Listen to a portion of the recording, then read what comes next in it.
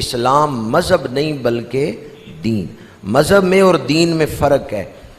نمازیں پڑھو، روزے رکھو، حج کرو، زکوٰۃ دو، یہ مذہب ہے. لیکن اپنے معاشرتی فیصلے اسلام کے قانون سے کرو، یہ دین ہے.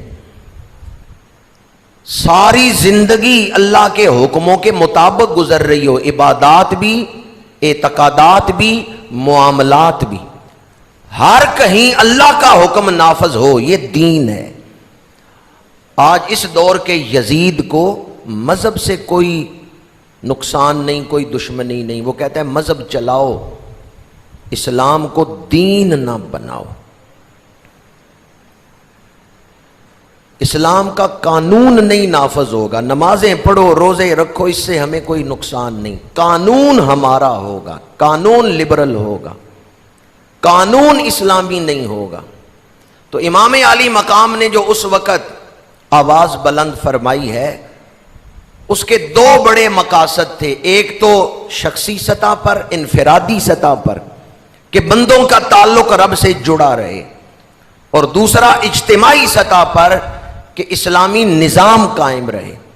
اسلام کا تصور مذہب کے طور پہ نہ ہو بلکہ اسلام دین کے طور پہ پہچانا جائے. اب میں آپ سے پوچھتا ہوں، جن دو مقاصد کے لیے امام عالی مقام کھڑے ہوئے تھے، کیا آج ہمارے پاس وہ دو چیزیں موجود ہیں؟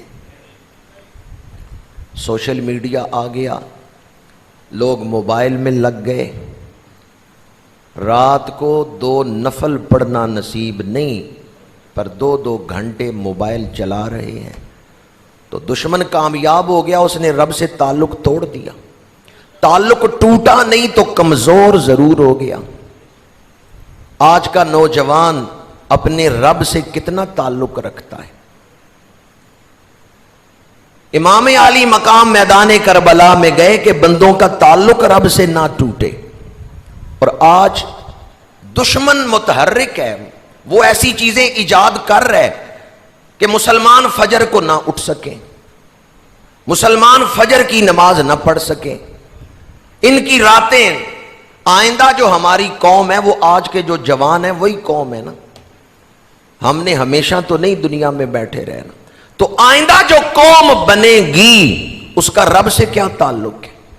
وہ تو موبائل میں کھو گئے.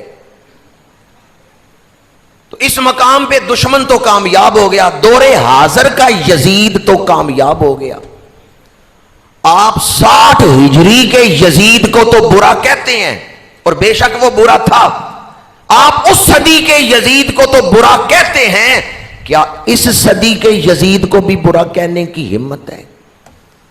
اگر اس صدی کا یزید رب سے تعلق توڑنا چاہتا تھا تو اس صدی کا یزید بھی تو ہمارا تعلق رب سے توڑ رہا ہے، اور ہم اس کے جال میں پھنس چکے ہیں. انفرادی طور پہ ہمارا رب سے کتنا تعلق ہے، ہمیں نمازوں کی کتنی فکر ہے، ہمیں اپنے معاملات کی کتنی فکر ہے، ہمیں رزق حلال کی کتنی فکر ہے، ہمارے معاملات کس سمت جا رہے ہیں، کیا رب سے تعلق کمزور ہو رہا ہے یا مضبوط ہو رہا ہے، دل میں محبت کی کیفیت کیا ہے. امام عالی مقام اس مقصد کے لیے اٹھے تھے کہ بندوں کا تعلق جو حضور نے جوڑا، جس کے لیے بدر و احد میں قربانیاں دی گئیں، کہیں یزید ان قربانیوں کو ضائع نہ کر دے، بندے رب کو بھول نہ جائیں. اور آج اگر مسلمان رب کو بھولا ہوا ہو تو دور حاضر کا یزید کامیاب ہو گیا. اور دوسرا مقصد امام کا کیا تھا؟ اسلامی نظام قائم رہے، اسلام مذہب نہ بنے بلکہ اسلام دین رہے. رب نے ہمیں دین عطا کی ہے، ان الدین عند اللہ الاسلام. آپ مجھے بتائیں اس وقت دنیا میں کون سا اسلامی ملک ہے جس میں پورا دین نافذ ہو؟ کہیں 10% دین ہے، کہیں 20%. اسلامی ملکوں میں کہیں 50% دین ہے. سود ہر ملک میں ہے، بے حیائی ہر ملک میں ہے، چور کو اسلامی سزا کسی ملک میں نہیں دی جا رہی. تو امام عالی مقام جس مقصد کے لیے کربلا میں اٹھے تھے اس کی طرف بھی دھیان ہے، یا صرف ایک پہلو پر ہی کہ ظلم ہوا ہے؟ اس میں کوئی شک نہیں، ظلم ہوا ہے. اور امام عالی مقام ہمارے آقا ہیں، ہمارے محبوب ہیں، ہمارے امام ہیں، اور ان کی محبت ہمارا ایمان ہے. انہیں کانٹا بھی چبھے تو ہمیں تکلیف ہوتی ہے.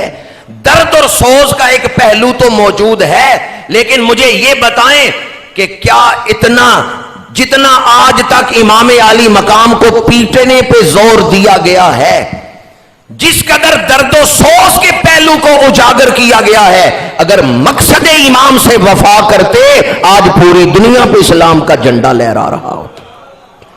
آپ نے مقصد کی طرف ذہن جانے ہی نہیں دیا کہ امام کا مقصد کیا ہے. آپ نے بس ایک طرف ہی پیٹنے پٹانے کی طرف ہی. بے شک درد و سوز کا پہلو اس میں ہے, لیکن مجھے بتائیں اللہ کے نبی بھی شہید ہوئے ہیں. کون شہید ہوئے ہیں؟ حضرت یحییٰ شہید ہوئے ہیں. کیا میرے آقا کریم نے ان کے لیے ماتم کا حکم دیا ہے؟ ان کا مشن زندہ کیا ہے, بندوں کو رب سے جوڑا ہے. انبیاء شہید ہوئے, لیکن بعد میں آنے والے نبی پہلے نبیوں کے لیے کوئی درد و سوز کے پہلو اجاگر کر کے ماتم اور پیٹنے کا درس دیتے تھے؟ نہیں, ان کے مشن کو زندہ کرتے تھے, بندوں کا تعلق رب سے جوڑتے تھے.